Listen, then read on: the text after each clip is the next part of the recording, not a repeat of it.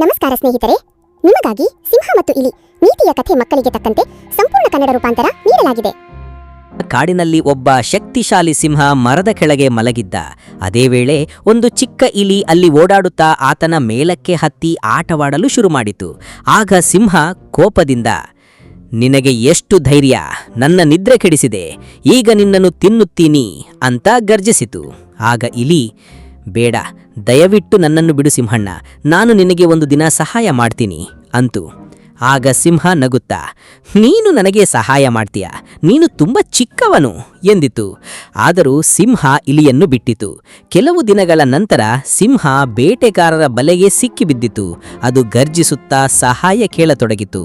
ಅದನ್ನು ಕೇಳಿದ ಇಲಿ ಓಡಿಕೊಂಡು ಬಂದು, ಸಿಂಹಣ್ಣ, ಆತಂಕ ಪಡಬೇಡ, ಈಗ ನಾನು ನಿನ್ನ ಕಾಪಾಡ್ತೀನಿ ಅಂತ ಹೇಳಿ ಇಲಿ ತನ್ನ ತೀಕ್ಷ್ಣ ಹಲ್ಲಿನಿಂದ ಬಲೆಯನ್ನು ಕತ್ತರಿಸಲು ಶುರು ಮಾಡಿತು.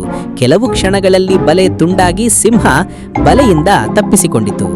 ಆಗ ಸಿಂಹ, ಅಯ್ಯೋ, ನಿನಗೆ ಧನ್ಯವಾದಗಳು ನನ್ನ ಚಿಕ್ಕ ಗೆಳೆಯ, ನೀನು ನನಗೆ ಜೀವ ಉಳಿಸಿದ್ದಿ, ನಿನಗೆ ತುಂಬಾ ಧನ್ಯವಾದಗಳು ಅಂತ ಸಿಂಹ ಹೇಳಿ ಅವರು ಇಬ್ಬರೂ ಸ್ನೇಹಿತರಾಗಿ ಶಾಶ್ವತವಾಗಿ ಒಟ್ಟಾಗಿ ಉಳಿದರು. ಈ ಕಥೆಯ ನೀತಿ ಮಾರಲ್: ಒಬ್ಬನು ಚಿಕ್ಕವನು ಎನಿಸಿದರೂ ಸಹಾಯ ಮಾಡಲು ಸಾಧ್ಯ. ಒಳ್ಳೆಯದನ್ನು ಮಾಡು, ಒಳ್ಳೆಯದೇ ನಿನಗೆ ಹಿಂದಿರುಗುತ್ತದೆ. ಇತರ ಇನ್ನಷ್ಟು ವಿಡಿಯೋಸ್ ಬೇಕಂದ್ರೆ ಕಾಮೆಂಟ್ ಮಾಡಿ, ಲೈಕ್ ಮಾಡಿ, ಶೇರ್ ಮಾಡಿ, ಸಬ್ಸ್ಕ್ರೈಬ್ ಆಗೋದು ಮರಿಬೇಡಿ.